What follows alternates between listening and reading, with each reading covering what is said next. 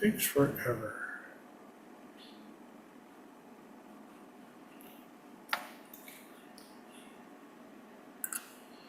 All right, looks like it is time. We are live on a Tuesday night. Talk time with TJ Triple T, number 243 on August 25th, 2026, 8/25/26. Coming to you live from San Diego. And it's warmish out here.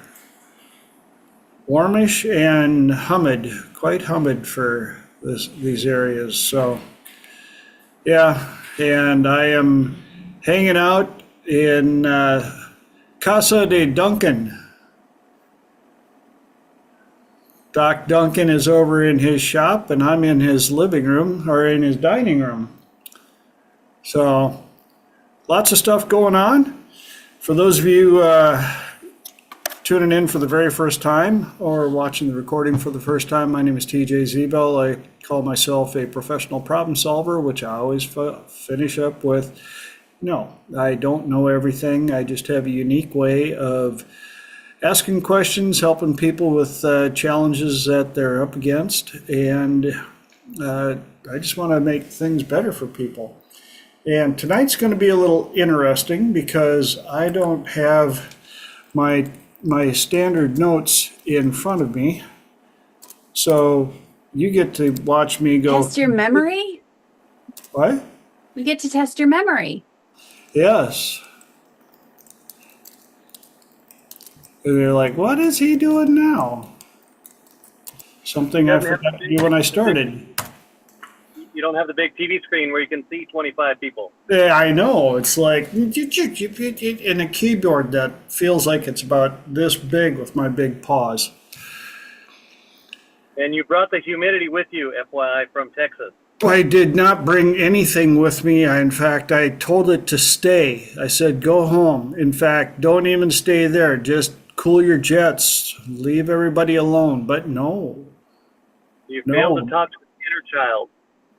Mother Nature had a little, either she's off her meds or something, but she forgot the broiler on down south, and we're all waiting for her to wake up and go, oh my God! Yes. So, anyhow, if you get a chance while you're on YouTube, and that reminds me, hi Mom! Up in Minnesota, got to remember that. And as long as we're on YouTube, that means I get to ask you guys and everybody that is watching this, if you do me a big favor, log into YouTube and make sure that you're subscribed to this channel. Ring the bell so that you know when we're back on the air. And like some videos and leave some comments. I would love to see what you guys think about this stuff. And if you find any material on there that you think would be beneficial to somebody, please share it. There's no charge. We're doing this because we like to help people have better lives. And while you are on the internet, do me another big favor and check out my website at www.thetswb.com. TheTSWB.com, the tall, skinny white boy.com. That is he is I, and I am all of the above. And if I've been the tall, skinny white boy since way before the internet. So if you go on and find something that is not the TSWB.com, don't click on it. And if you do, understand, not me. But when you get to my website, you'll find a list of some of the things I'm blessed to be able to help people with, such as depression, anxiety, phobias, PTSD, grief, relationship challenges. I also offer corporate coaching, and I work with athletes from beginner all the way up to the pro level. But we got that done. Time to introduce the tie of the week. Been doing this since the first session in 24. This is my all-time, hands down, most favorite tie. It's my travel tie. The amount of compliments that I get on this thing when I'm out in public wearing it are just amazing. And it is Power Poo. Yes. I get compliments on this thing from all ages. Little kids go, oh, it's a poo. And Grandma and Grandpa go, I love your tie. So do I. Now we got that done. So who's got something cool they would like to share from the last time you were here? Mark's got his hand up. What you got for us, Mark? I got something for Lenora. Put your hand up like this. Grab your thumb on the inside. Turn it this way and turn your neck the other direction and hold it for 10 seconds. And then reverse it with the other hand, okay, and bend it. And that should loosen up your neck muscles. Okay, so I'm going to do this for the rest of the evening. Yeah, that's fine. Okay. Pop, pop. Thank you. I didn't say for 2 hours. I said for 10 seconds. It Just keep doing But it that. feels Like I good. said, it does feel good. Like I said, it targets the neck muscles. So Good time for everybody. Those of you at home, there you go. Who are driving? Thank you, Mark. You're welcome. I just saw that the other night, so glad I could put it to use. So now I'll. Yay! We Yes. love that. sharing info. I gotta learn something and then teach it. Otherwise, it leaks out. So Love that. That was great. this leaks. But yeah, I saw that one the other day, and I was like, okay, my neck gets tight from that time to time, and that I said just doing that back and forth until You the can neck definitely muscle. feel it. Yeah. It target, like I said, it's some kind of ergonomics. I didn't get the source code, but yeah, it feels good.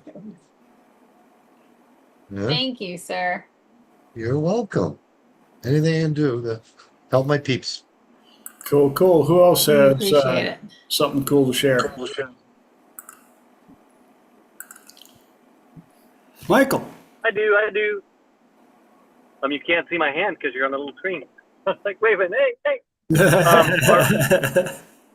Our little book hit bestseller category, so we're doing good. Yeah. 99 Exciting! That's kind of cool. I'm just a That small is part of great. it, but still, it's kind of cool. That is very cool. Congratulations. Thank you. I couldn't do it without you guys. Appreciate you. You're worth it, brother. Who else has something cool to share? Lenora. I am doing a pre-conference in Chicago. So I'm teaching at Mid-America in Chicago. There we go. That's the word.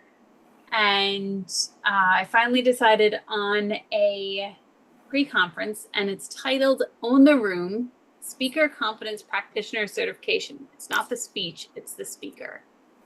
So, as this unfolds over the next 50-ish days, I am very excited to share it with you. So if you guys have questions or if you have insights, you're more than welcome to share them to me. Text them, send them via email, whatever you'd like to do, because I love hearing what you think. And also, we can make it even better. So, yay! Awesome. Looking When's forward the conference? What are the dates? Thank you, Mark. October 15th, 16th, 17th, I believe. Yes. No, so then, yeah, the pre-conference would be October 15th. Then the rest of the conference is 16th through the 18th. And I can put the link in case anybody wants to look into it or possibly come and attend. Awesome. Yes. Who else has something cool to share? I do. Yay! It's been a roller coaster of a trip out here in San Diego so far. Got to see lots of stuff.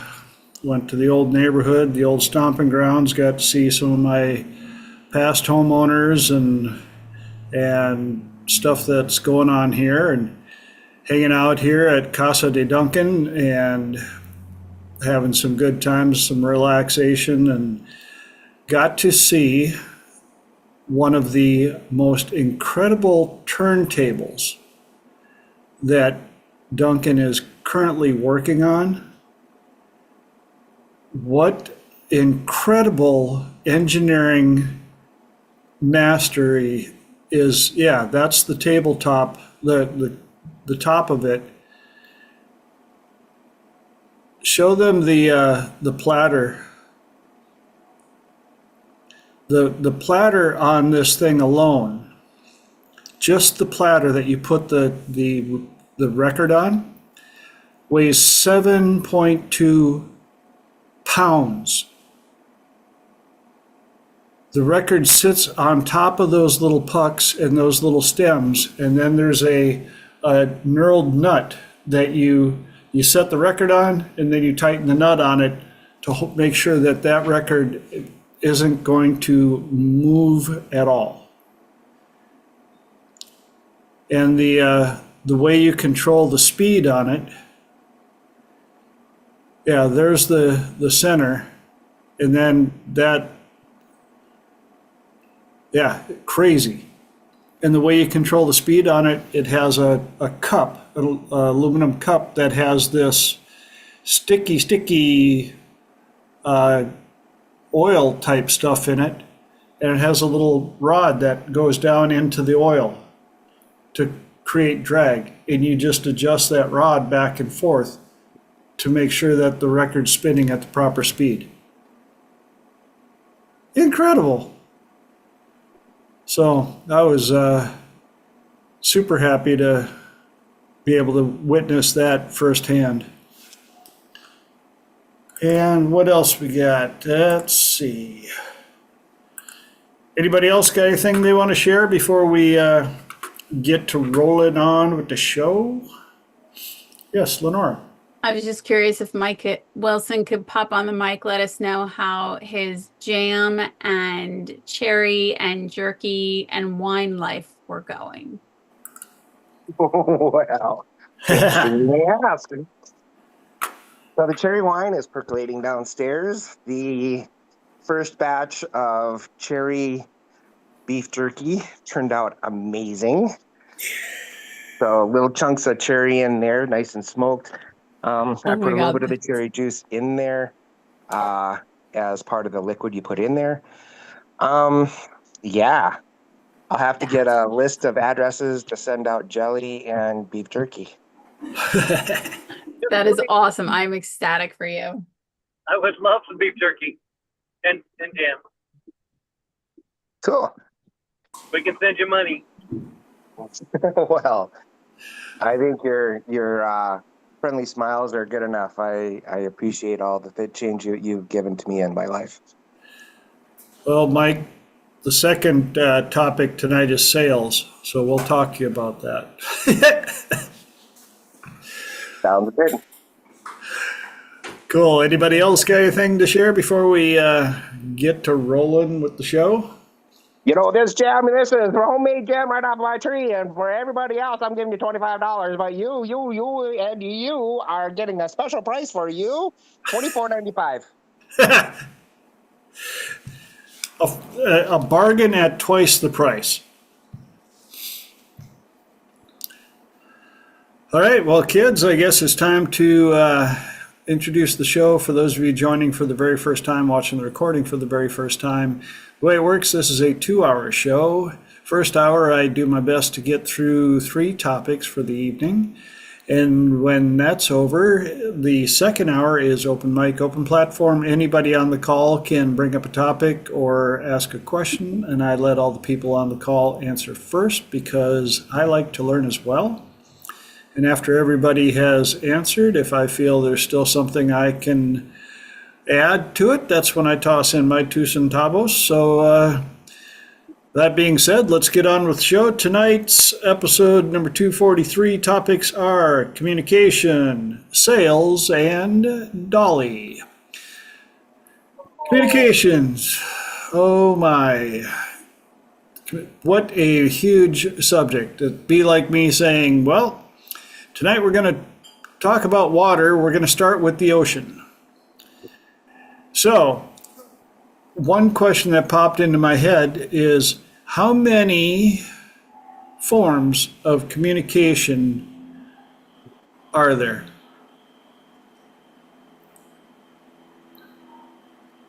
Yes.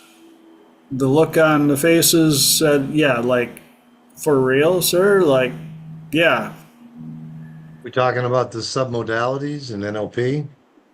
Visual, auditory, kinesthetic, olfactory, gustatory? Is that's, that those yeah, communications? that's one set.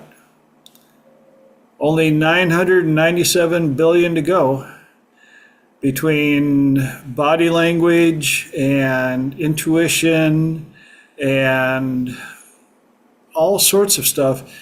But when it comes down to the microcosm or the macro, they still share one thing, and that is knowing your outcome. Knowing your outcome, what are you truly trying to convey? What is important about conveying it? And how many different ways can you come up with to convey that idea that you have lodged inside your gray matter and you want to get it across to somebody else's gray matter to be able to understand each other? And for people that have rarely or never traveled, I think it's even a bit harder to try and wrap your head around the fact of being somewhere where you have to get so creative at communicating with somebody. I remember when I went to Europe, I had taken a whole quarter of French in ninth grade. And when I got to France, I realized I retained 0.1% of what that class was. So I was very happy to find out that there was a vast majority of people that spoke some form of English. However, there was also that small percentage that spoke no English. And so we had to figure out interesting ways to communicate through body language and intent and facial expressions and anything that could work to try and get the point across. And I was, I guess, mildly impressed. If not even more than mildly, I was quite impressed with the ability that I had to communicate with people in a foreign land where I didn't speak the language and still make it work as a very, very traveled, well knowledgeable 20-year-old.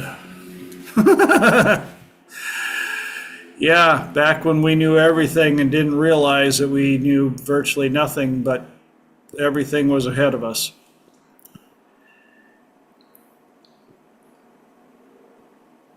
I think it also comes down to when you've been around somebody so long, how many of you have reached that point where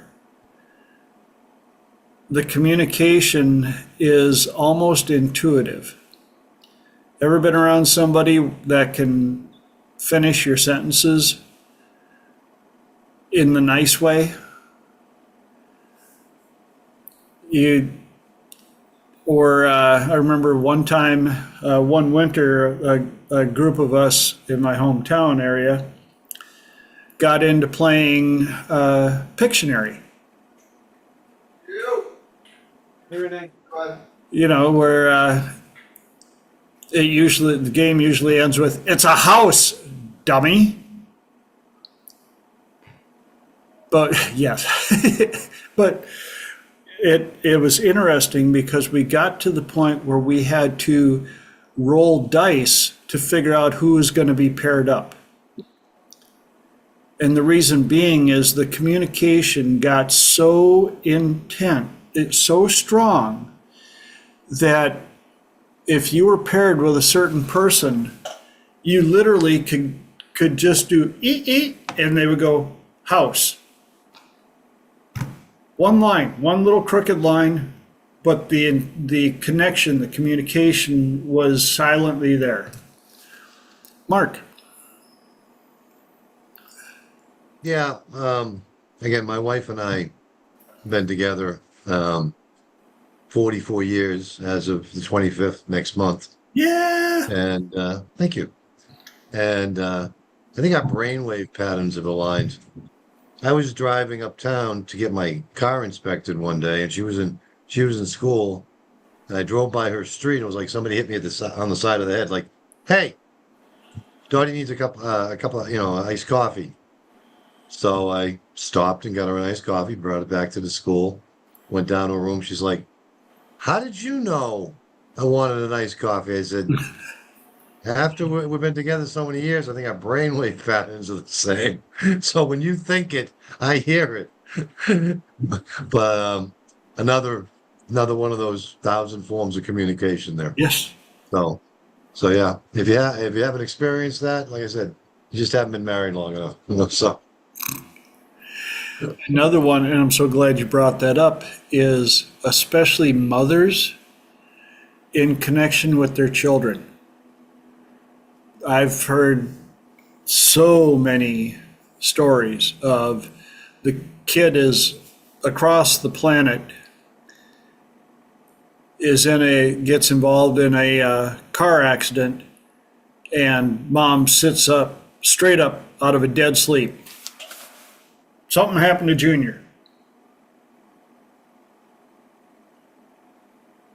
Yeah, and people are like, "How did you know?" Instantly is how I knew. Mark. yeah, I just saw a new thing verified by neuroscience. When a mother is breastfeeding, and if the child is sick, now this goes out there a ways. Oh yeah. A little bit of his saliva will get back into the mom. Yep. She'll start producing antibodies and killer T cells, and it will be added to her breast milk when she starts feeding.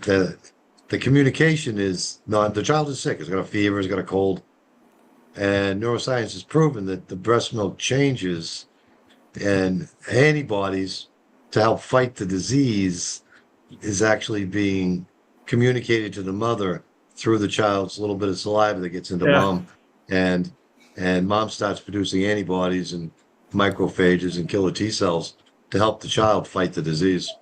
Crazy. Just proven. Yeah. Yeah, I've heard that a number of times from different locations. So yeah, again, another form of communication. How about humans and animals? I remember in '88 when I was working in Yellowstone, and with the forest fire there, the number of animals that came up from the woods and were around our dorms and places that they knew they were safe. Crazy. Before you never saw them, but with all the chaos going on, and I think I'm pretty sure they could also sense that we were just as stressed out going, what's going on? So they didn't feel any danger. And none of them were aggressive. But then again, of course, we were all smart enough not to go up and try and pet the big elk. But listener Dave just sent me a text. Good communication depends on the interpretation of what is communicated. Yes, that's the receiving part of the information. You can be one of the world's best communicators, But if you deal with somebody that is not a good listener or has other issues, your message may just go Polly.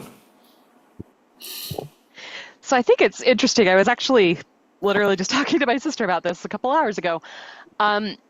With communication, when, say we go to another country and, it's a language barrier, or we're talking to animals, we put in an allowance of, I know I'm speaking another language, and so I need to give grace to them, and I hope they will give grace to me.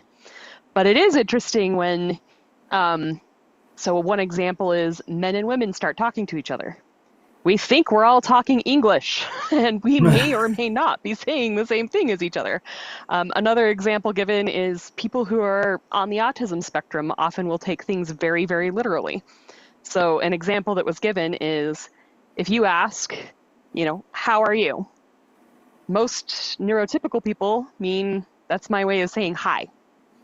And they might mean a little casual, how are you?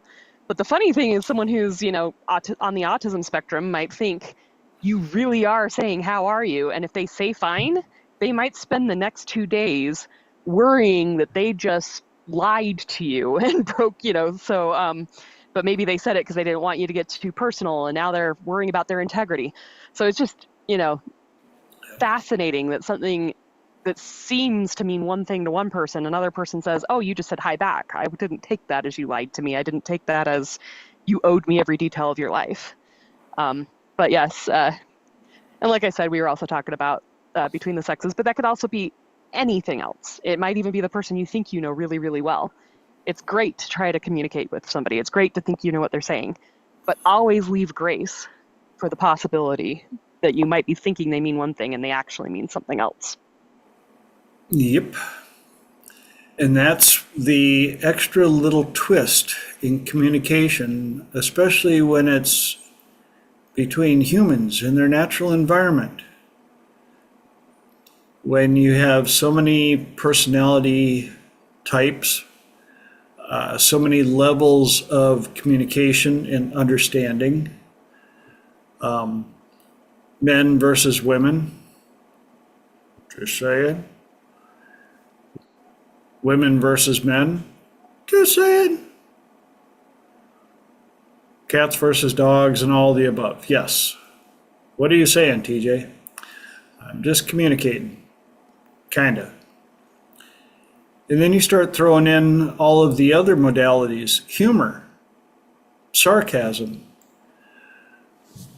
and different words meaning different things, even though they are understandable in your language. One of the things I found out when I went to Europe, they speak Oxford English, which is not the same as US English, which is, then you've got Minnesotan, yeah, up in the upper Midwest there by the snowy part, And then you can go down to dude, yeah, hanging out on the gnarly waves and stuff here in SoCal, and then you can give us your best Boston, Mark. You gotta park the car in Harvard Yard. You gotta go to Cape Cod. You gotta get some chowder. See? Gotta go to When I town. landed in France, the gentleman that I worked for, Robert Chenou, who was all of about up to here on me, built his own house with really big 6-foot doors, even though I'm 6'4". But he was taught Oxford English. And there were many expressions and things that I said that he didn't quite understand, and my perceived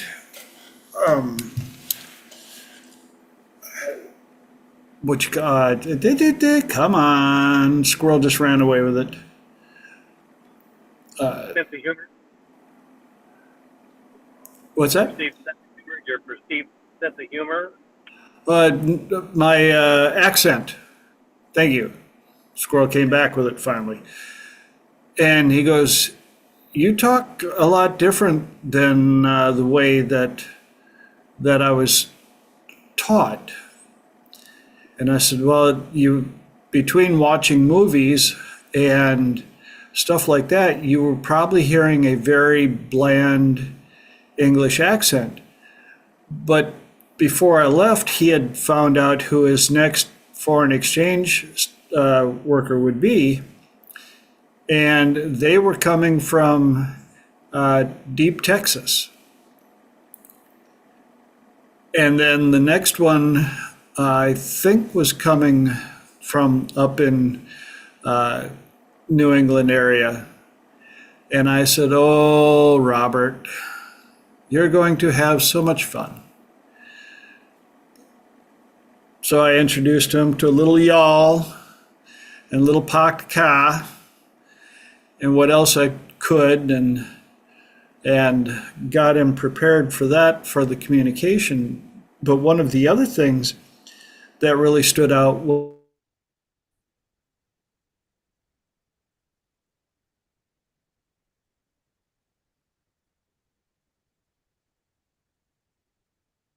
I think we lost some internet. what's that? There we go. We There lost we some internet for a moment. Okay, thank you. People know that I'm a huge Pink Floyd fan. And who knows the saying, if you don't eat your meat, can't have any. What is it? Pudding. Pudding. If you don't eat your meat, you can't have any pudding. How can you have your pudding if you don't eat your meat? And it wasn't until I got to Norway that I found out, very interesting way, pudding is their word for the American word of dessert. The mother of the place that I worked at made supper. We've been working, and we were finishing supper, and she goes, okay, who's ready for pudding? And I'm like, yeah, I could go for pudding. And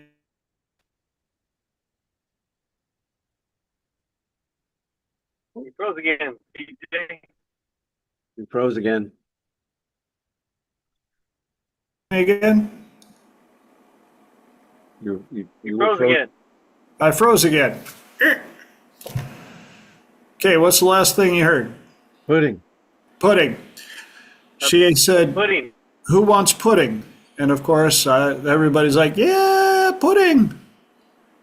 And she brought out cookies. And I went, I'm pretty sure she said cookies or pudding, but cookies will do. Okay, maybe she didn't realize she didn't have any pudding. The next night, finished supper, and same thing. Who's ready for pudding? And I went, I know I heard it. She said pudding. She brought out cake, and I went, okay. American question here. You asked if we wanted pudding, and the whole family's like, yeah. I said, and you brought cake. They're like, yeah. Well, last night you asked if we wanted pudding and you brought out cookies, and they're like, yeah.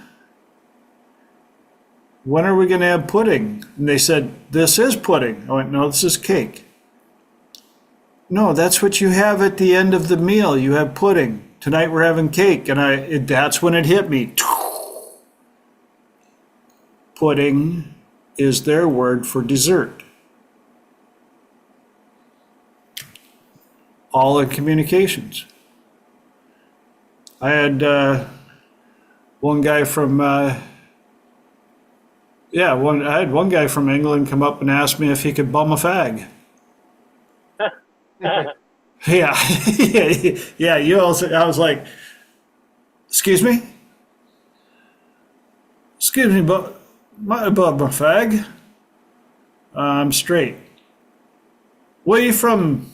I went, the U.S. Oh, Might you have a cigarette? I'm like, well, why didn't you ask me? I did, in our country's way of asking.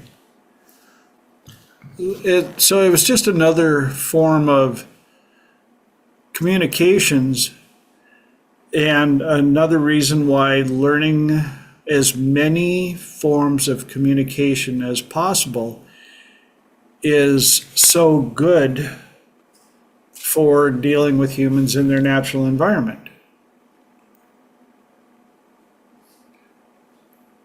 What does Yeah. Dolly mean? Ask an English person about their pants. Yeah, that part Oh, I was just saying another fun one between England is the word pants. So if you're from the US and you walk over and say, I love your pants, over there it means underpants. So they might have a very different meaning. that may start an interesting conversation. Guy And I comes see in her. and goes, "What'd you say to my wife?" She has nice pants. How about going to the closet? Yes, Gotta go pee. the WC, Yep. the water closet. And so it brought me tomorrow, shameless plug here, I'm teaching a class for a buddy of mine's real estate brokerage. And of course, teaching is communications. And so I have to be able to walk in there and go, I'm not here to teach you guys real estate language. You already studied that. I'm here to teach you the nuances in communication as tools to understand how to use it and include your knowledge of real estate words. And while we're on the subject here, I'm gonna segue so we can have at least two topics tonight, seeing as how the last 2 weeks it was one big topic, and moving right into sales. And Michael, you're in intent sales all the time, so you understand the importance of proper communication. 100%. And it's sadly interesting the amount of people that stop studying or learning how to communicate better at what, halfway through school? I've learned all the words that I think I'm going to need to learn, so I'm good enough at learning and I don't need to be taking communication classes anymore. Wrong.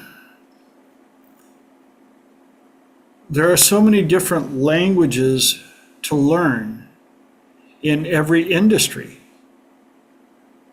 I've learned that from all the many industries I've been part of. They all have their own form of words and communications quite often.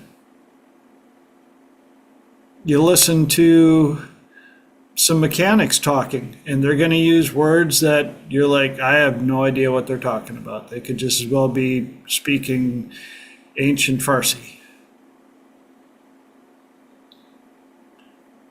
And yet it's communications, and if you want to start doing sales in that industry, how much studying do you have to do to be able to speak the language of the industry to properly represent something for sale?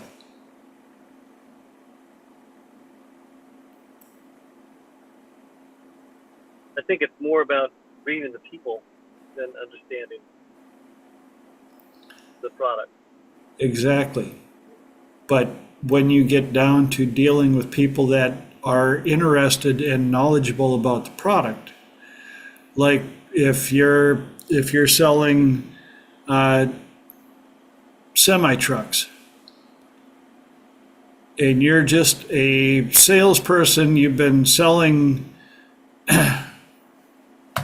bags of popcorn for the last 20 years, and you decide you want to go to a bigger ticket item. Now you're going to start selling Kenworths and Peterbilts, and you think they're all the same. You're probably going to have some challenges with some of your customers. And that's where learning not only the language of the industry, but learning the language of the customer, your target market customer base. What's their level of education? What are they going to consider important knowledge about the features of the item that you are selling? How well do you know your target market? How quickly can you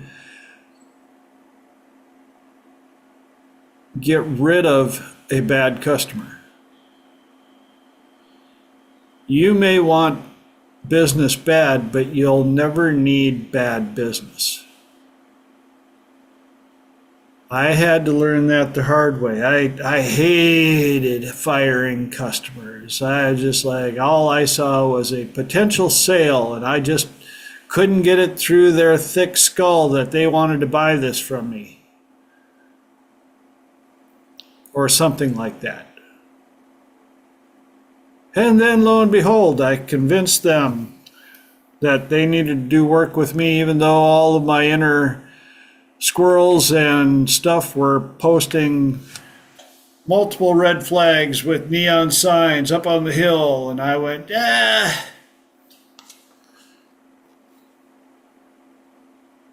and then lived to regret it.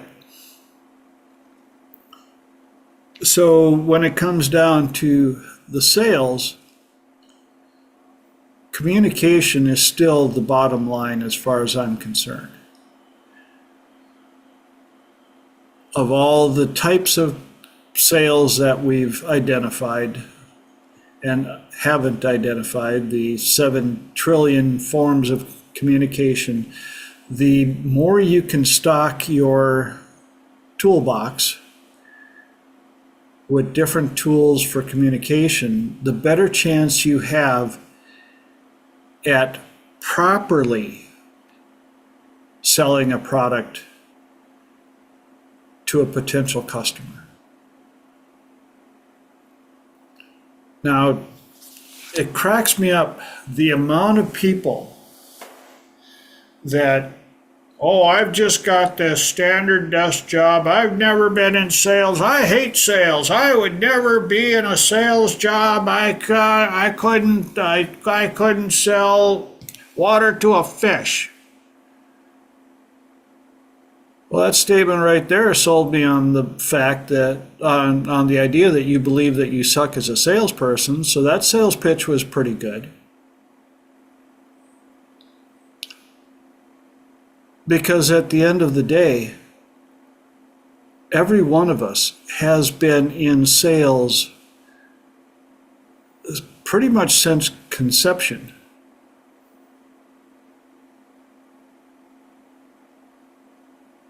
How many people have seen a kid try and sell you on the fact that they need food?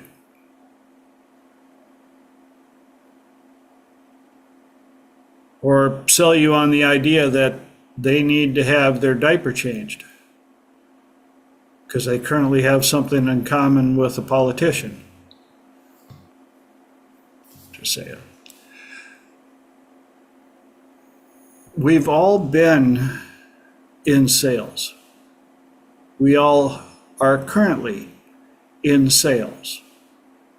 We will be in sales until we pass away. The difference is, are we doing it for the ability to pay our bills? Is that our form of income? Communication for sales. If so, what have you done lately to improve your skill sets when it comes down to sales and communications? Even if your income has nothing to do with quote unquote sales, you're still dealing with humans in their natural environment. Constant sales. Anybody that's in a relationship, constant sales. And so I wanted to bring this up to shed light on simply the fact that we are in the 8th month of a year. Actually, we're almost done. We're almost to the 9th month out of 12. What might you be able to do or study or set your goals for to increase your communication skills, which in turn turns around and increases your ability for sales, also known as what? Anybody got another word that could be substituted for sales?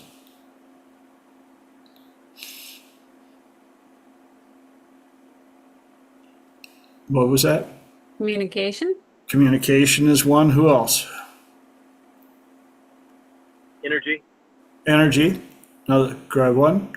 Who's got another one? Another word for sales. Convincing. Convincing. And Mike put in there negotiation. Holly put in influence. Yes. All of these are forms of sales and communication. And they all intertwine.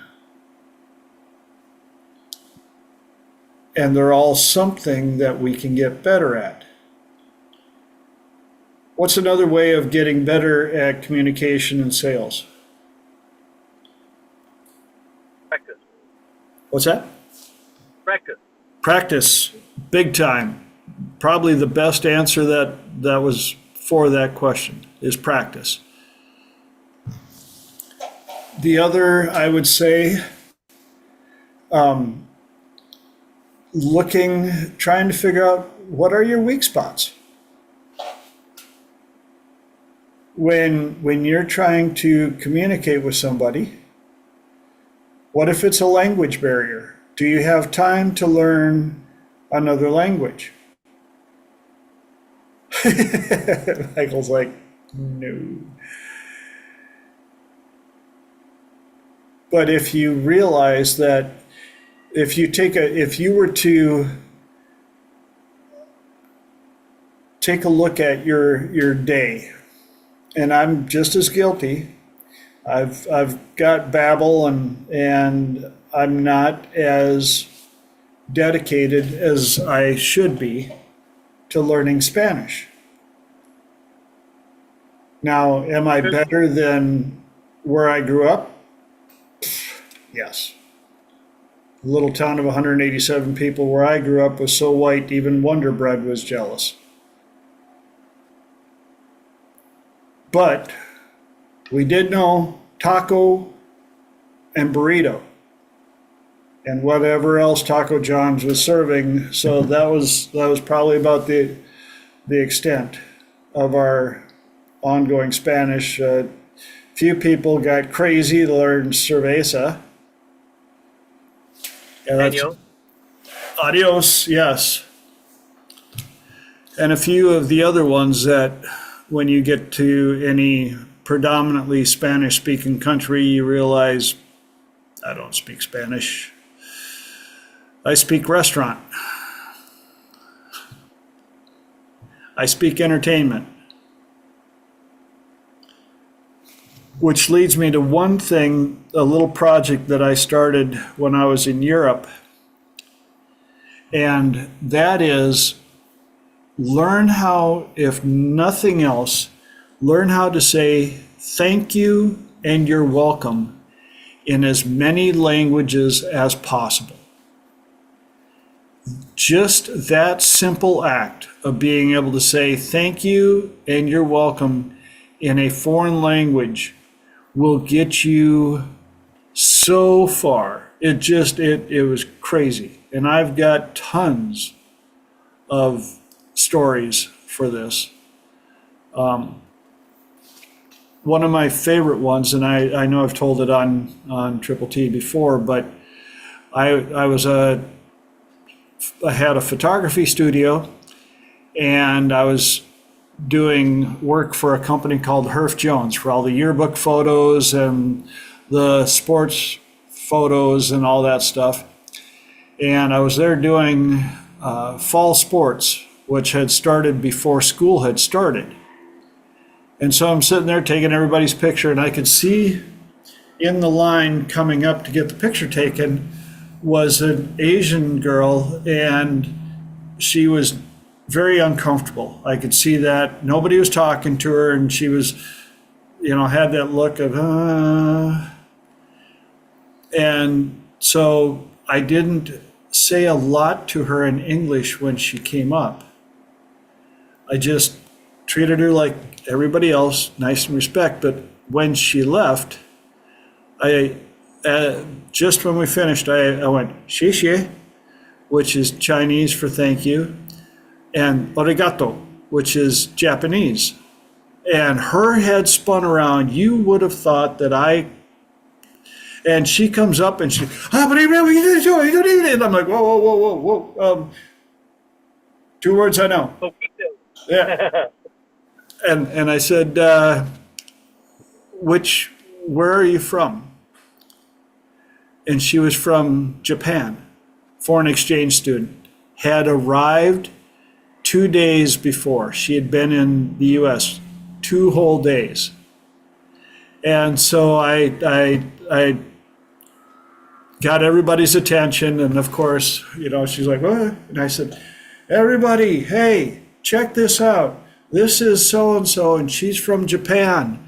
And if you want to say thank you to her, you say, arigato is short, like a friend would say it.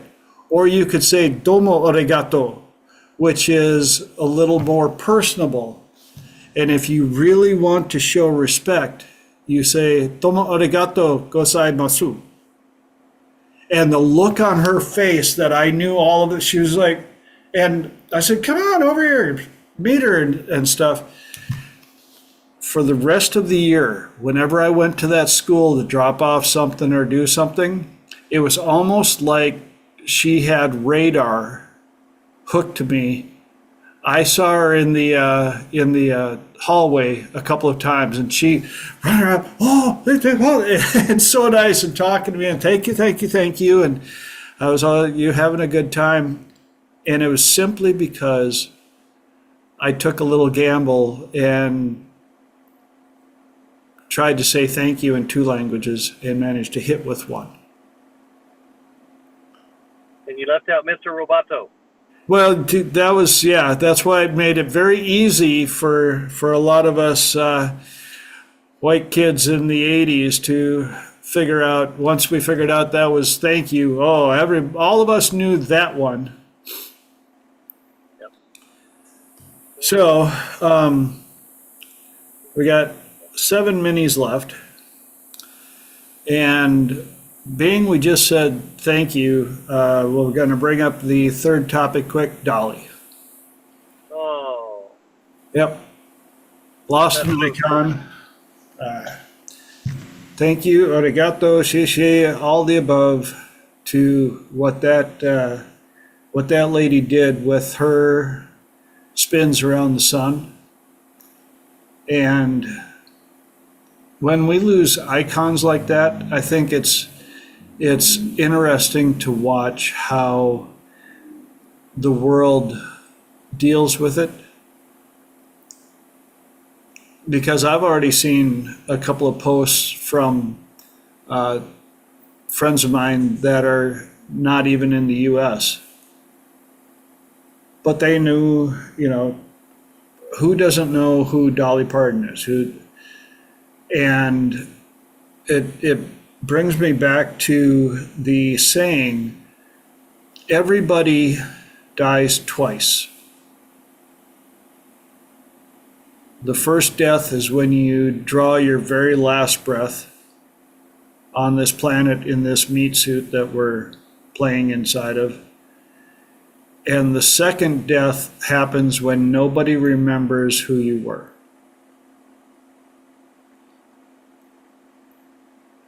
And so I'm pretty sure Dolly's going to have quite a long time before the idea of a second death is even going to be remotely possible. I think she's right up there with Elvis, if not further.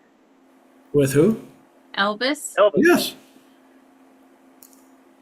9 to 5.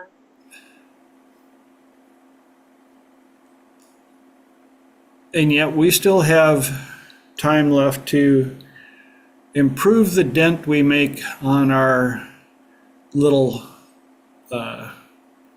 visit here on this planet in these meat suits.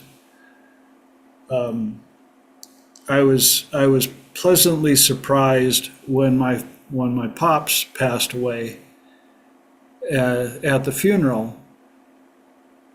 Why is it that we have to wait until we pass to hear the nice stuff and find out these stories about what these people that we've been around that we think we know managed to come out? Yep. Now, a lot of people that know me know that I've already put together my funeral package. I've got songs picked out. I got the obit written up, and why not? I don't want it to be the traditional sad funeral songs. There'll be a couple of them with messages, but other than that, like, hey, no. I want some fun. I think the Irish got it good. I want you all to get together, and even if you're not a drinker, I'll maybe set aside some money for a party bus to take everybody to a hotel, and you guys can all get schnockered and talk about funny things, funny stories about me.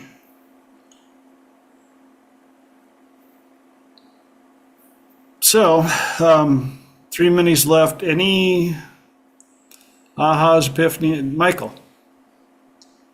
Thank you is way huge. So I travel a lot, and I've been doing the thank you thing way before I even met you. Yeah. For example, Greece, to say thank you is efkaristo. Efkaristo.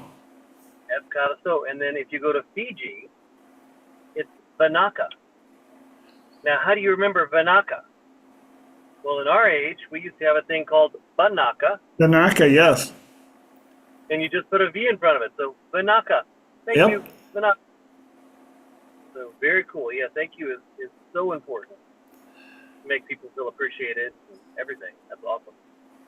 And I think is it Filipino is doi tasemaste? Which, the way I remembered, was don't touch my mustache. Oh, wow. Doi tasemaste. Mark. That's my Yeah, again, I already told people I want an Irish wake at my house. Just prop me up, put a beer in my hand, and they'll all say, "Oh, he's never looked so good." But the story of W.C. Fields comes to mind.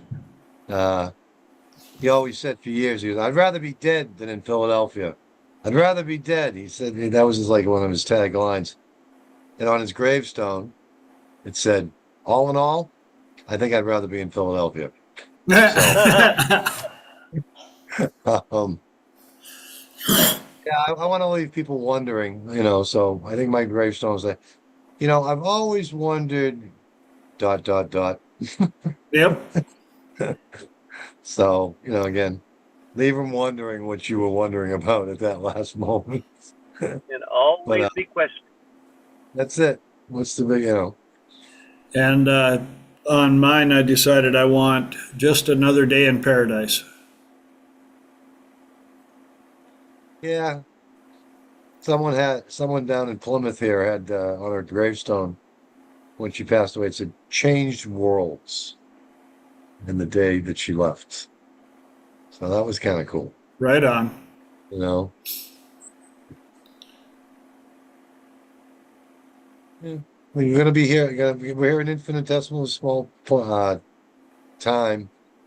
You know, you're gonna be dead a lot longer. So Yep. Or at least that, if time actually exists, it'll seem like Chen, that. hopefully not anytime soon with any of you. My goodness. Well, I'm not you get planning old, it you so think that about I this can stuff. do it tomorrow. I just want to know that it's taken care of and done so I can deal with other stuff. You want to know that it's for a second it sounded like you want to be dead so that you can take care of other stuff. And I'm like, wait, what? No. I want to know that all the stuff that I thought of that way, none of my friends and family have to wonder about what it is they should do for my funeral, and I don't have to come back and go, hey, Why'd you do that? none of this sappy, sad, old funeral music. No. We can put a big sign up, and like a "Don't touch my mustache. Thanks for coming." Yes, yeah. And only a choice few people would understand. But that brought us right up to the top of the first hour. That means it's time to switch gears and open up the mic, open platform. Anybody on the call can bring up a question or a topic, and I let everybody answer. For those of you that are watching the recording or watching us live, reach out to me. Join us here on the actual call. You don't have to interact, but it kind of looks better for the numbers on the screen. And if you have a question, you can ask it. So, who's got the first one to start us off?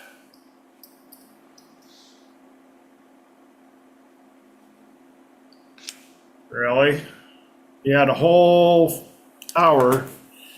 Well, I think we can go into Mike's cherry wine and cherry turkey. Oh my gosh. Well, I was Because just going to what he's mention doing, for everyone who is watching and has not had the opportunity or chosen to get their feet wet to join this lovely live group, that this is a very safe and accepting group of people who are really wanting to help. So feel free and feel comfortable to come forward. You rock, Mike. Checks in the mail. Just like we rehearsed. Just kidding. Lenora's got her hand up. So I saw a reel today and it stuck with me for quite a while, and I was curious to know your thoughts. When I hear the phrase life-changing, I always think it's something like it was just always stuck in my head that it was a life-changing event. Like if somebody has a kid, or if somebody won the lottery, or like probably even more specifically, almost like they're like boom, happily ever after. Don't ask, that's how it got stuck. And the way that this person had phrased it, she was saying that the experience that she had gone through was life-changing. And she was talking about like her 5-year span. And then she was talking about all these events along the way that were life-changing. And they were life-changing for her because she learned something new about herself. And I was flabbergasted, like thought about this all day long. So to you, what do you consider life-changing to be?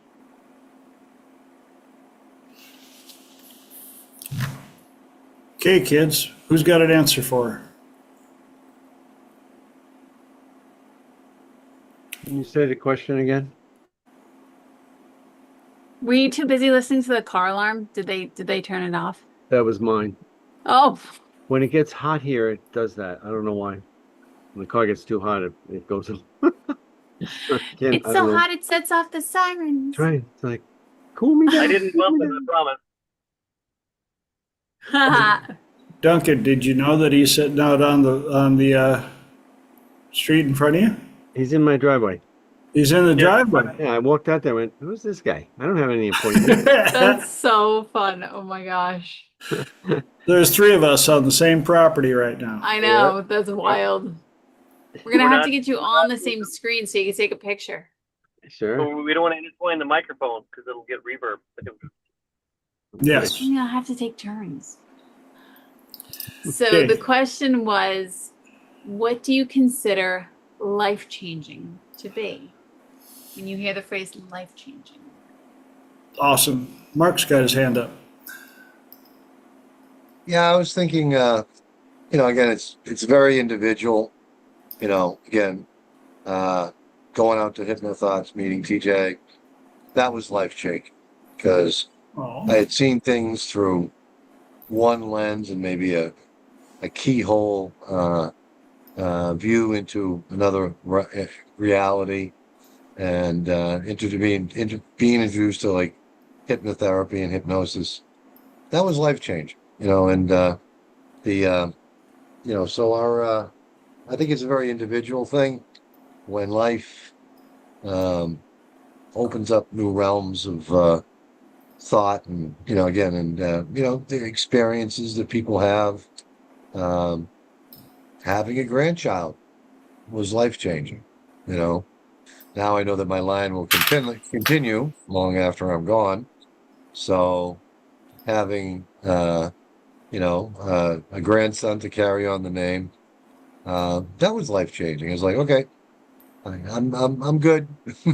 I've got my legacy established, and a lot of things can be life changing for people. Becoming a parent, it's definitely life changing for a lot of people.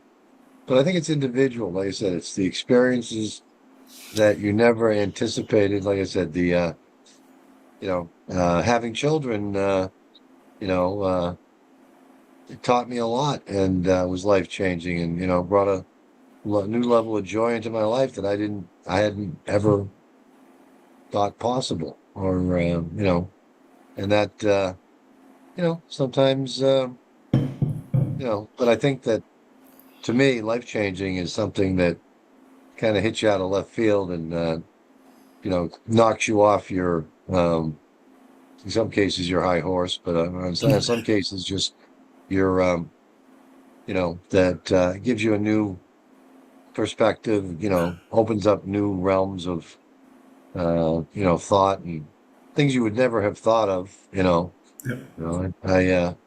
had to learn how to change diapers. That was life changing. all the little joys along the way of parenting and being a grandparent, all that was life changing for me.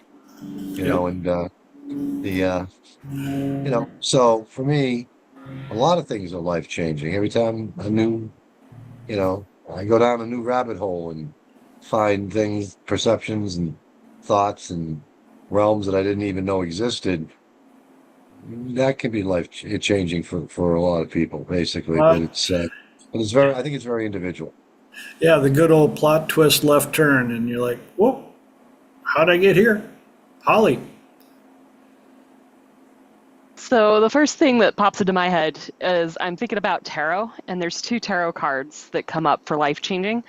One is the Death card, and one is the Tower card. And they're two different kinds, but basically, well, even the world could potentially be there. But when I see those pulled and I'm asking like AI to tell me what it means, the first thing they say is there's something about your life that can never go back to what it was before. And there could be major life changing, there could be minor life changing. But I might have an experience where, I don't know, I go out and I find a food that I like, but it's not hugely different than before. Maybe it's just I didn't know about it, now I know about it. But that might not be quite the same as, I'll pick on TJ for a little bit, but there are foods I thought I couldn't eat. And then TJ prepared them and I ate them and I was fine because they used to make me sick. That was life-changing because before I genuinely thought there was this whole area I couldn't eat, and that might not seem like a big deal, but there are social occasions that you get singled out because you can't participate, things like that. And so wow, my life has changed in a profound way. I can't go back to being who I was before because now I know I can eat this food, just as an example. But I think that what might be minor and what might be major for somebody might not be predictable. So, if it's the birth of your third child, it's for sure going to be different. But if you already have children, the amount that your life changes might not actually be that much. It's going to change. Don't get me wrong. That's going to be a life-changing event. Whereas, if you have somebody that has torn down your confidence by giving you insults, and one day somebody tells you, you know what, that voice has no more power over you because that voice is wrong. The day you internalize that and believe that could be hugely life-changing. So, it's like I said, there's minor life-changing, there's medium life-changing. It's all on a spectrum, but also don't judge it based on what should be life-changing or what shouldn't be life-changing. Because sometimes I think we get into the should when we think of life-changing. And it's not about the should. It's just about, hey, my life is now different in a way that matters. And usually, hopefully, those are good. So usually it's I've expanded my horizons, I've expanded my experiences. And because of that, I can't go back to who I used to be. Incredible. Thank you for sharing that. As always, you're awesome. Michael. There are so many things that can be broken down of life change. And just depends on the degree. Like, for example, tonight, I'm over here at this house, and I'm going to have some of TJ's barbecue. And he ran out of chestnut sauce. So we're going to have some life-changing food tonight. Just saying. Yep. I hope it'll be life-changing in a great way, not a bad way. Yes. And somebody, again, for those of you that are watching the recording or watching us live on YouTube, you don't get the advantage of reading the comments right away. Guillermo put one in, said, life-changing just happened to me. The passing away of my mother is teaching me to appreciate more and more every day, to take care of myself more, care less about things I can't control, but also be happy as hell for each day that I have to do all over again and experience things in a different way. Be less or not afraid to think of what others will say. Just be yourself, happy and emotional, experiencing things that we never did before, and challenge ourselves every day to do better and be better mentally, physically, and emotionally. Create a new identity and expanding your mindset. How can I do that? In my case, reading and learning from others, paying attention to how people react to things, and also reading. The books are giving experience of others in present and old time. Awesome. Great comment, Guillermo. And thank you for being here as part of this tribe. I remember the first time I laid my eyes on you in Chicago. Yeah, just like that. And that's why I'm constantly telling people, you're one hello away from a completely different life. Go out and meet people.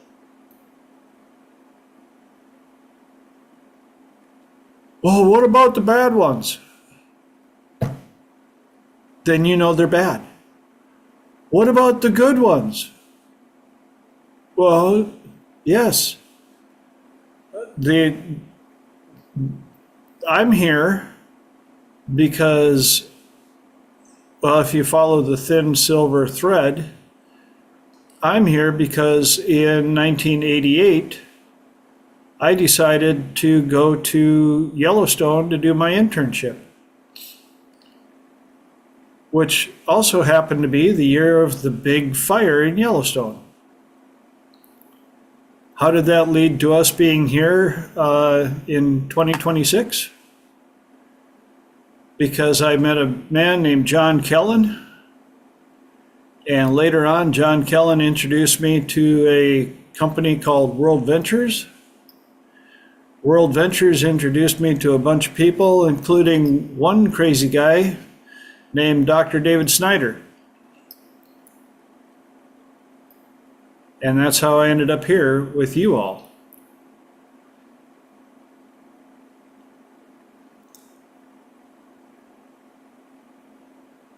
And also, through my photography business, is how I met Debbie Tejeda, who was responsible for me ending up in San Diego. When plot twist, left turn, life change, the economy took a dump, and I ended up, instead of sleeping in a beautiful house on 20 acres, ended up sleeping on a cold floor of a garage in San Diego. Life changing. But if you go through enough of those, they're not as shocking anymore when they show up. You learn life happens. Plot twist, left turn. And one thing that there's a comedian, Josh Blue, and I don't remember what it is he has, like MS or something like that. And he said something extremely profound in his show, and he said he was competing in Special Olympics, and the crowd applauded, and he said, "Now just remember, every one of you is one little event away from being qualified to join us." And it was a very ironic truth. One accident, one slip, one fall, one infection, one all the above, or one little oopsie away from being qualified to compete in Special Olympics. And Guillermo put in the comments, one life, one time, one day at a time, and to be the best version of you and get 1% better every day for you in the world. Absolutely.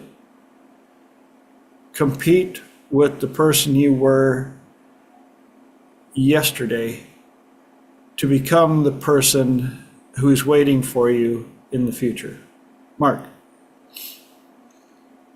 Well, I think meeting my wife was life changing. I was a confirmed bachelor at 25, and I, I've told the story that I just, I got stood up on a blind date and, decided not to feel sorry for myself because I was surrounded by my friends. And then I just noticed this cute blonde sitting next to me. And as they say, the rest is history.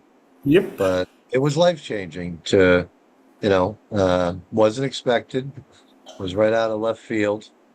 And, I met my true love. So,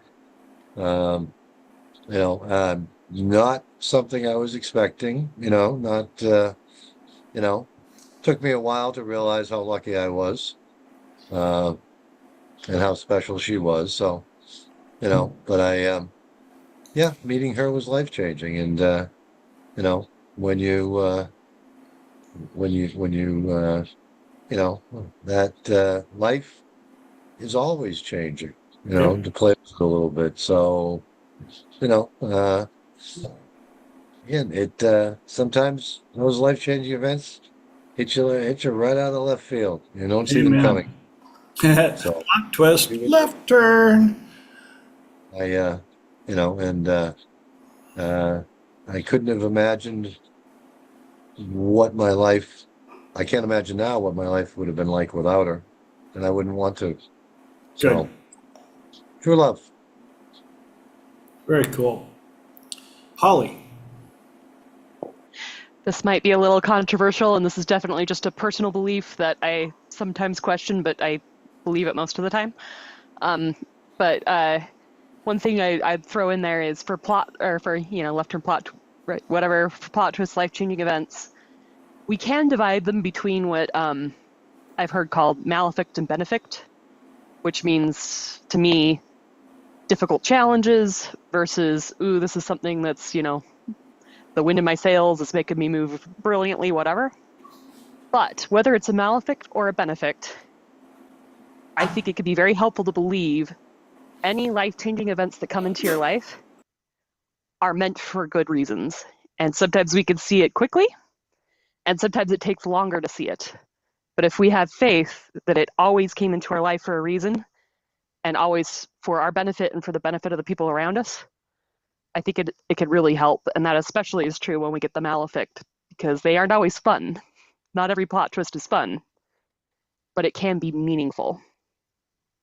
And sometimes, we may think we're in the best place and something had to be removed so that something even better can come. But that doesn't mean it comes the next day, but we can still believe that it is coming.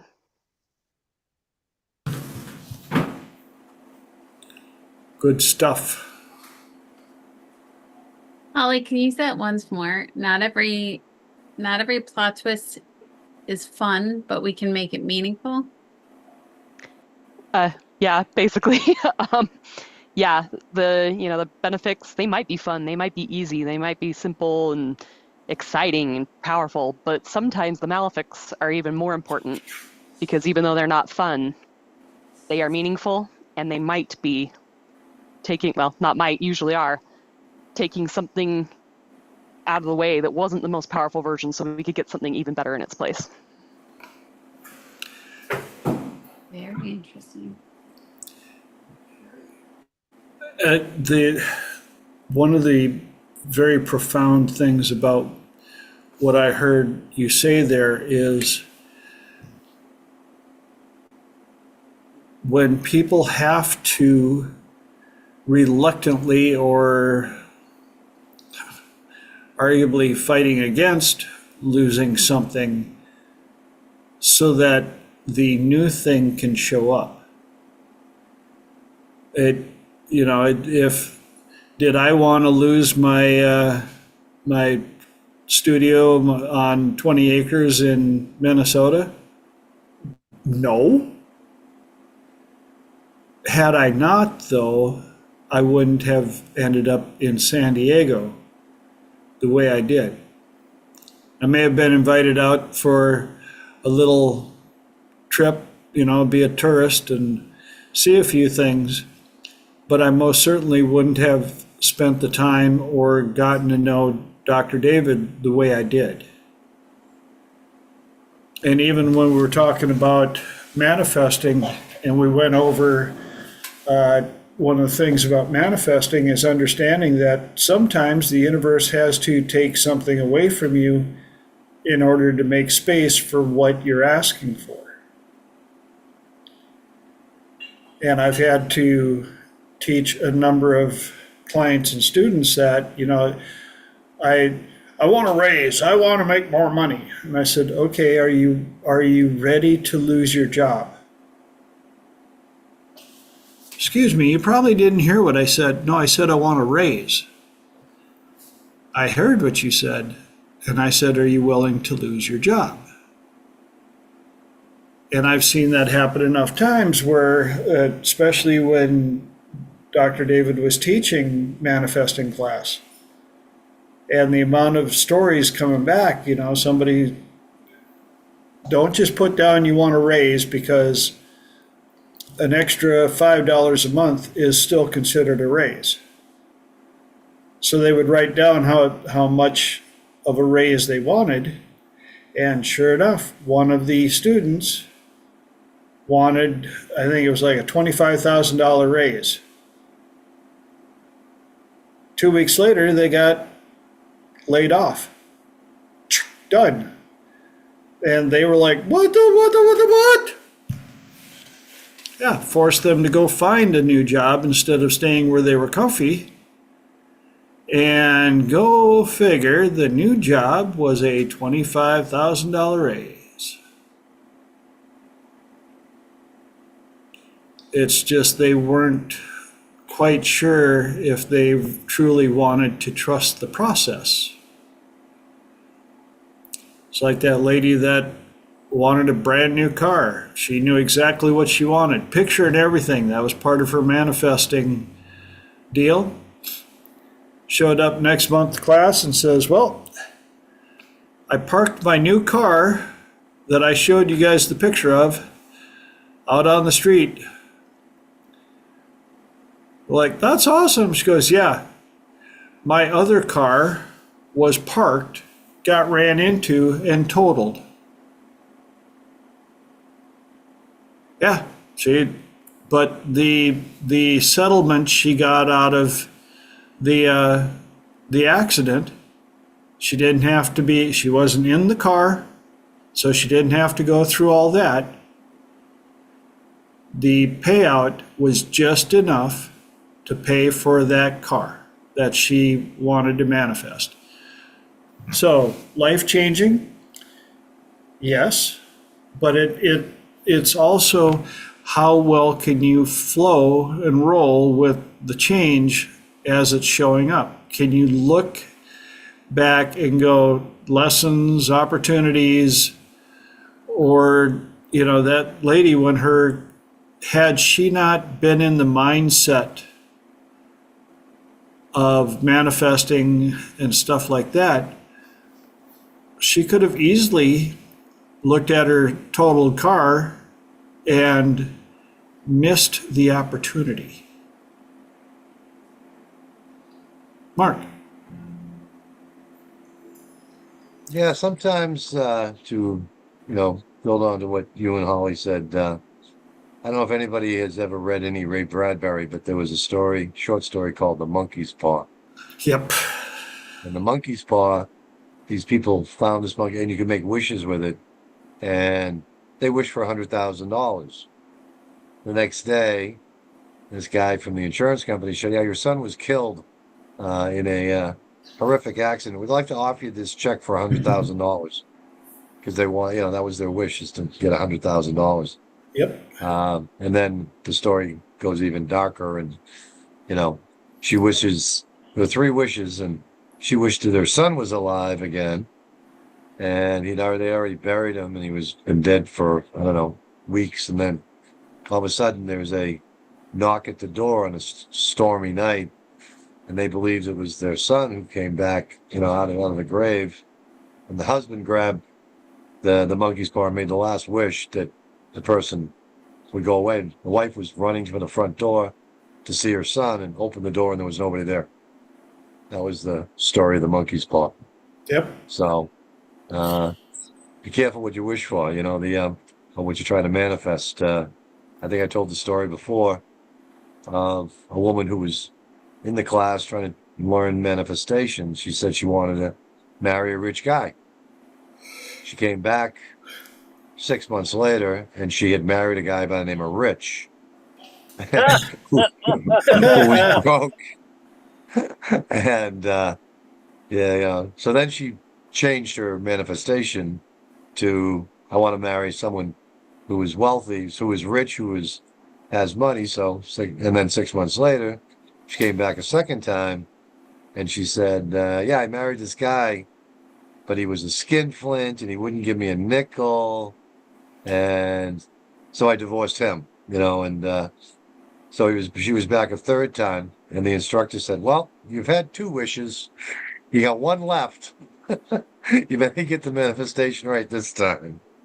So all 3 of those things were life-changing for her, but not in the way she wanted them to, you got to know your outcome.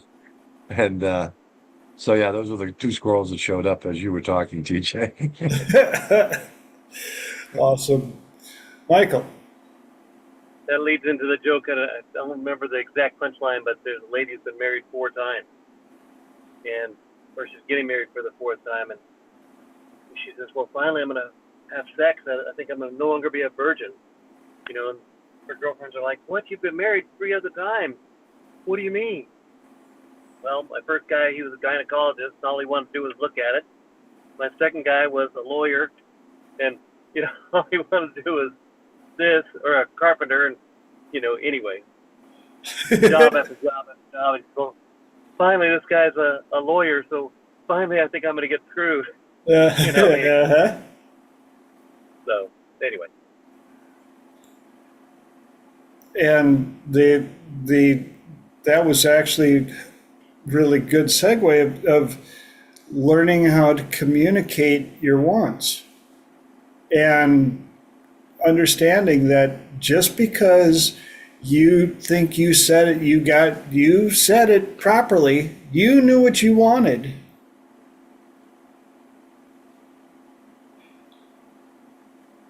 Well, how many different ways can something be requested?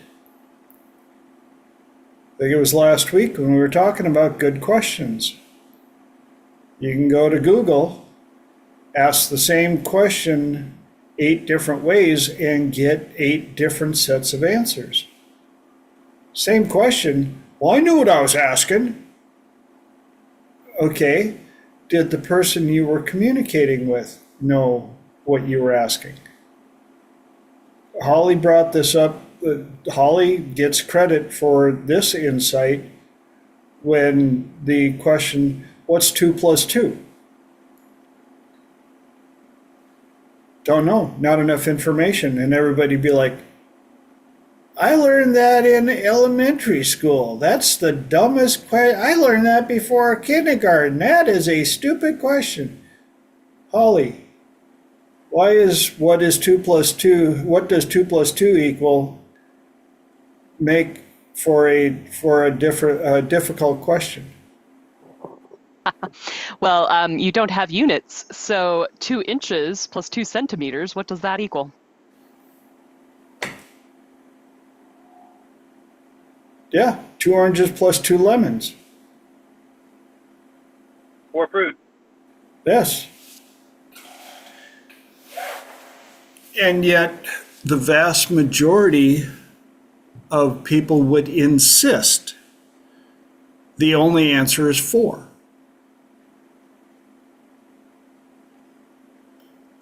Without, Well, go ahead. that leads into Terrence Howard's 2 plus 2 and 1 plus 1, 0 plus 1. Have you looked at some of that stuff that he's doing with this different type of math? No, not yet. I'll send you some stuff on it. Cool. But again, we're right back to who's ready for pudding. What's 2 plus 2? And one of my squirrels just came back with a deal on life changing. And one of the biggest, most profound, life changing event that most human people will experience is near death experience. And the number of stories of people who have experienced a near-death experience and came out completely changed. Values and criteria completely changed. Outlook on life completely changed. Personalities completely changed. And so Ken Guzzo, who is a phenomenal hypnotist and trainer and all the above, came up with the near-death experience protocol, where through hypnosis he will guide his clients through a hypnotic near-death experience and then bring them out with the intent of, okay, what are you going to do different? What has changed in your outlook on life? What values are you going to rearrange? What do you want to do with what you perceive to be the rest of your life? Are you leading your best life possible?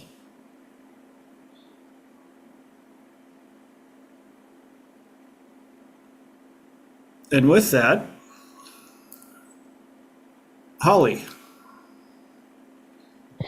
This is probably going to be controversial, but I'm going to say it anyway. Good. So we talked about manifestation and this idea of, if you don't word it exactly right and all that. And something that I've thought a lot about, there's no way that whether you think it's God, the universe, spirit, source, whatever you call it, that energy doesn't know exactly what we intended to manifest, in my opinion. But I was just thinking about, so why is it that we might get something different because of the way we worded it? And I've got a couple of theories, and I could be completely wrong, but these are just a couple of my theories. So first of all, I think there are two mistakes people make when they're thinking about the law of attraction, manifestation, whatever. One mistake is some people think it doesn't exist. And you don't even have to believe in energy to know that it exists. Where you put your energy, where you put your focus, that's where we move. There's scientific reasons why that happens. But I think another mistake people make is they think it's the highest law of the universe, where I would argue there are two laws that are higher. I could be wrong. This is just a theory. I think one, free will is higher. So when you're trying to manifest something that involves somebody else's free will, good luck.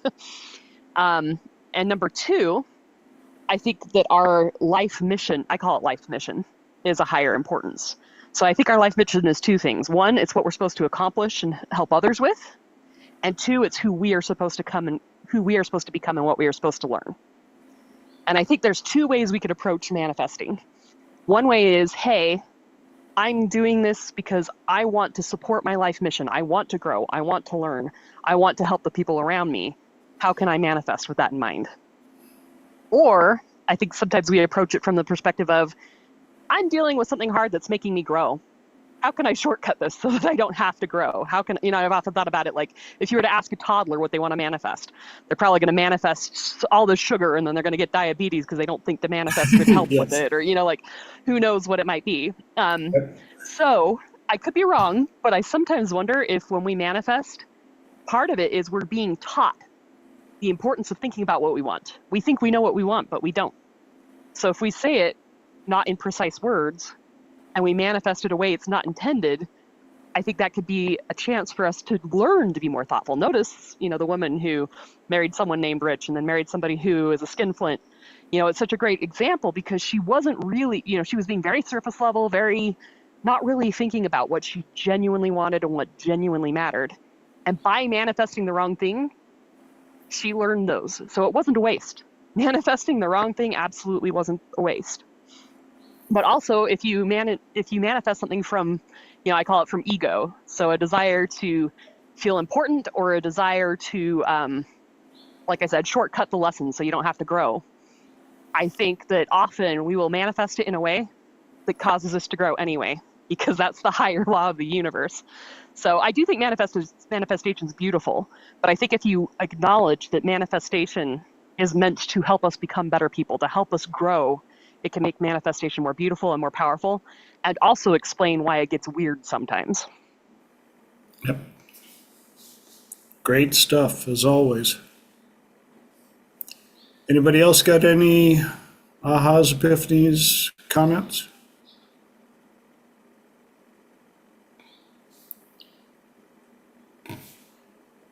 Are we ready for another topic or question? Mark. I've got one. Question that's been banging around my head for a couple of days. And I saw something, and again, people are talking about a pandemic of loneliness in this country. Yes. That people are lonely, and the question leading off of that is, has our technology made us less lonely, or has it increased our isolation. So, first question is, do people believe that we are suffering in this, a pandemic or of loneliness? And, is our technology helping or hurting? So, have at it. All right, who's got an answer for this one? Holly. Oh boy, this isn't charged at all. I will say my theory is I think technology, just like just about anything else, is a tool. And we can use it to become more lonely. We can use it to become less lonely. Sometimes that's intentional, sometimes that's not intentional. A lot of it's going to be, how do we regulate it? How do we choose to use it in our lives? But my theory is, first of all, I do think that there are some people who are incentivized to have us become more lonely, because when we're lonely or desperate or scared, we spend more money. So I'm not saying everybody out there, but I think there are cases where it might be deliberately being used to increase loneliness, and it's an effective tool. But I think it's more common that technology enables us to solve problems easier sometimes, and that can give us an excuse not to make the effort to meet people. So for example, if back in the 80s I wanted groceries, I couldn't log into, Amazon or Uber Eats or something like that and order somebody else picking up my groceries, taking a picture and leaving it on my front porch so I didn't have to see them. So from that perspective, I never had that I'm going to starve to death if I don't go out and learn how to talk to people at the grocery store, even if it's just enough to say this is how much you owe. So yes, technology can enable you to never learn those skill sets if you don't want to learn them. But on the flip side, look at what right now. If back in the 80s, there's no way I would have been able to just turn my computer on and for a couple hours every single week get to talk with people all over the planet. Yes. So, I've mentioned before I'm on the autism spectrum. I can now pull up entire classes on YouTube that teach me to communicate better and that teach me why I'm struggling to communicate. So I think, technology, like I said, it's the tool. With a knife is a tool. You can use it to make amazing meals, or you can use it to hurt somebody. It's not the tool's fault, it's how you use the tool. But yes, I would say technology is a very powerful tool, and I can use it as an excuse not to meet anybody and to completely isolate myself, but I can also use it to meet way more people than I ever would have met otherwise. Yeah. Great answer. Who else has an answer for this?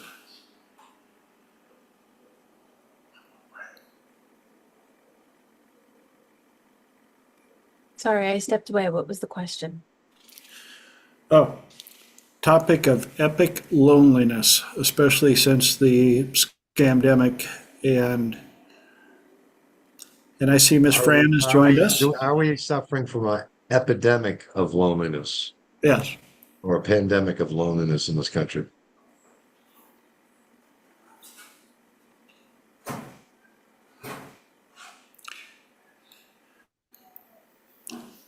I think 100% that it is an epidemic, simply based on the amount of relationship clients that I've been constantly dealing with, and the upcoming generation, the lack of communication skills that I'm witnessing in the younger generation. And it's not a slam, it is what it is. But you go somewhere and you see a group of kids all standing around texting each other, texting the person next to them. And I watched one teen drop their phone, and it went through a sewer grate. Oh yeah, they had an absolute meltdown. And I think the technology has done so much good and harm simultaneously. I know people that can't stand the thought of having to not only talk in person, they don't even want to talk on the phone. They only want to talk in text or email because that gives them the time to pick out their words and send it without having to see the person receive it. And of course, now with the swipe right, swipe left culture out there, I think they're also getting to the point where they're losing those communication skills. So, anybody else got any input, ahas on that? Mark? Well, again, if that's the problem, the challenge is the cure belongingness and purpose. Okay. Sometimes when, again, getting out there and engaging and interacting might be the cure for all the loneliness we're feeling. Getting together as a group of people and engaging and interacting. And also, most people, the happiest time of their lives I've found with some of my clients is when they were on their path and on their purpose, and they were on the right path and they were happy. It was a side effect of purpose is to be happy. So that's, so maybe belongingness and purpose is the antidote to the loneliness that people are feeling. And of course, there's also the other stuff. Pets. Pets are a big thing, especially when dealing with elderly. And I think it's more than just the care of the animal. I believe that a good portion of it truly is the purpose. The purpose of to get up every morning to be able to take care of an animal or another living creature. And yet, going out and meeting people, especially after what was pulled on us during the scamdemic, where there was so much isolation.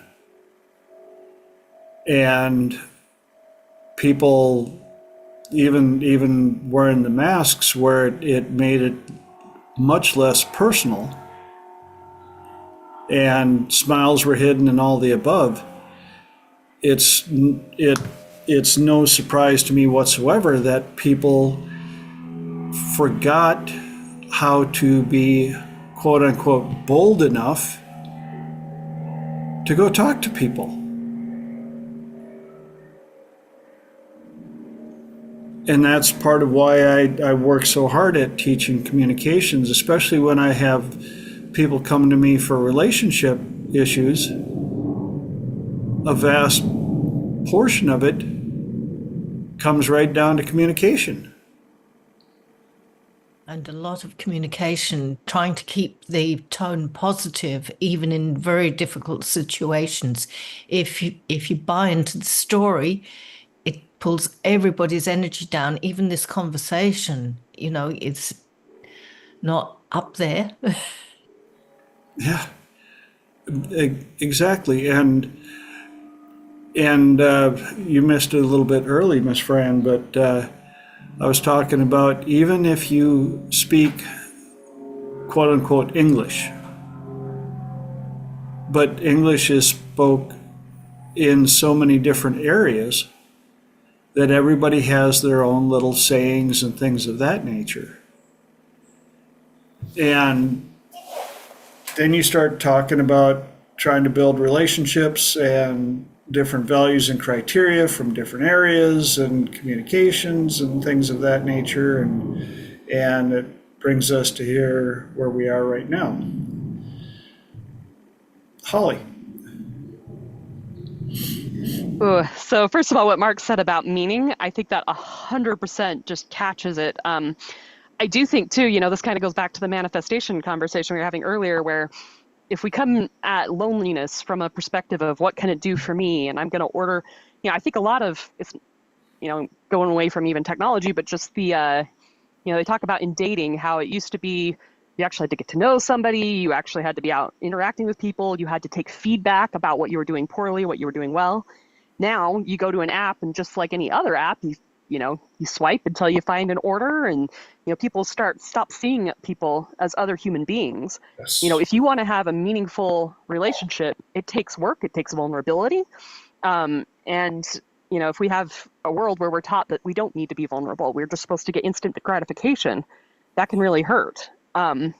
But anyway, so with meaning, I just immediately thought of Viktor Frankl, and he was talking about, now this is, for those who know, Viktor Frankl was in a concentration camp, and this was after he was in the concentration camp. But he talked about the 4 problems of modern day living. And he said, so the first one is, it's the planless day-to-day attitude towards life, because basically we're saying, he says, today the average man says, why should I act? Why should I plan? Sooner or later, the atom bomb will come and wipe everything out. So that was one attitude. Another attitude, he says, is the second symptom is a fatalist attitude towards life, where basically we're saying planned action is unnecessary because the fatalist considers it impossible. Why should I bother trying to meet people? Because no matter how hard I try, it's impossible. I'm not going to succeed. The third symptom, he says, is collective thinking, where it's basically like, hey, I don't want to be an individual. I'm just going to follow the crowd. Nobody else is making an effort to get to know people. Why should I do that? Mm-hmm. And then the fourth symptom, he says, is fanaticism, where he says, he thinks that only his own opinion, it talks about, he ignores, I'm part of my group, we have our opinion. And he says, only my opinion is valid. But in reality, my opinions are those of the group, and I do not really have them, they have me, which is one that I thought was really interesting. But anyway, when he talks about how do we solve it, he says there's 3 things. These problems come from man's fear, and I know some people are going to say, oh, that's sexist. Man, means human, mankind. Anyway, man's fear of responsibility, his escape from freedom, and his lack of meaning. And I thought that was a really interesting observation, that even though it was that many years ago, I think all 3 of those things still apply today. Yes. That when you try to escape responsibility, interestingly, escape freedom, because it's, why are we escaping freedom? Well, for the first reason, because we want to escape responsibility. And when we don't have meaning, those are the 3 things that cause all 4 of those things. And I think he was spot on. 100%. Thank you so much for sharing that. Anybody else got anything to add to that?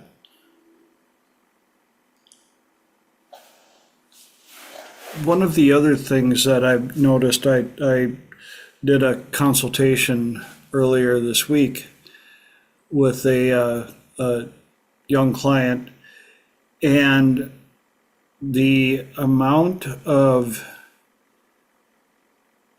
anxiety and negative thought based thinking, body shaming, so many different things that are so, as far as I'm concerned, beyond out of control right now. And I think that the quote unquote social media atmosphere has added so much to it, because a lot of people believe that the people on social media are leading this perfect life that they read about. And then they look at theirs and like, my life sucks compared to Cindy Lou's. Everything is perfect. And then you find out that Cindy Lou is miserable, but she's good at posting on social media for that perfect life. And if Cindy Lou's life was half as good as she portrays it on social media, she wouldn't know what to do with herself. Because in her mind, she has to act. She doesn't know how to improve it for real.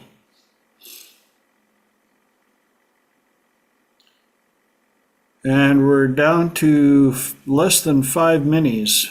Lenora. I didn't know if Mark had his hand up. Sorry. No, you did. I was watching. Mark had his hand up? No, you did. Oh, sorry. Right. Really quickly, I missed the conversation about manifestation. I apologize. One thing that I did want to, I have a note here, so maybe I'll save it for next week. But something that I really noticed in sitting with something, and they say, the point is to feel it. For so long, I was not just judging myself or shaming myself or talking as to why I want this or why I can't have it. There was justification in it. And I realized that. So the sentence that I often think, sorry, apparently sleep is just like slamming me in the face right now. The sentence that I often think to myself is, if there was no judgment and if you didn't have to justify this, what would it feel like? What might you allow yourself to feel in this as you're paying attention? Or also, when you notice that resistance, what are you trying to justify? Why is there shame around this? Or why is there judgment around this? Who is talking? And really spending time with that. Paying attention to those inner conversations and not arguing or trying to explain or justify that like inner voice out of it, but staying with it and then asking more mind-bending questions like, what if you forgot that you don't have to justify this about yourself? What if you forgot that you don't have to shame yourself over this? It was really, really powerful, and I'm just going to stop there. So if we continue that next week, absolutely. Cool. Thanks for sharing. Mark. Yeah, real quick, 'cause I definitely want to hear what Dolly has to say. But a client came in. She never came back, but she had spent a lot of time alone. And when people are socially isolated, their reality tends to spin off, into, it's not, but I said, yeah, we were talking about beliefs, and she said, oh, you want to know what I believe? And I said, sure I do. She goes, and this was a while back, she said, I believe that President Obama is the Antichrist, and when the Pope comes to visit, they're going to announce that aliens are coming to take over the planet. And again, her only sources of interaction with the world was the internet and the media. But I don't challenge other people's belief systems. I like to get them to challenge their own. So could she have been right? Is there a 0.000000001% chance she was right? Sure. Sure. Anything's possible.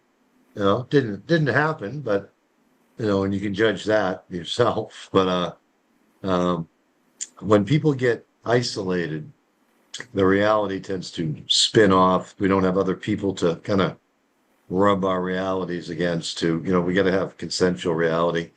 And somebody asks you, do you believe in ghosts? Nah, there's no such thing as ghosts. Again, you're getting consensual data from other people. So, like I said, engaging with other people is really important to maintain consensual reality.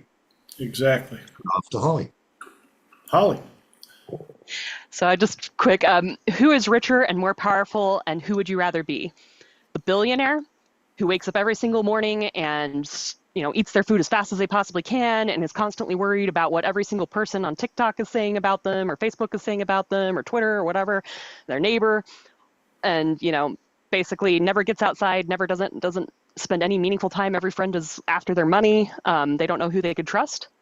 Or the homeless person who gets to be thankful for the sunrise every single morning and really see it, and gets to find the foods that are in nature that are abundant and say, you know what, I had nothing in my pocket, and yet the universe provided me a meal today.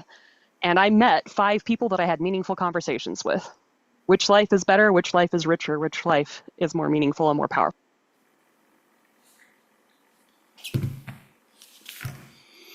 I love it when you talk. And guess what? We're at that time. Hey, Dr. Duncan, would you two come in here real quick? We're going to do Selfie. we're going to do an epic sign off this time that I don't get to do every time. So I think Triple the sign last off on time, Triple T.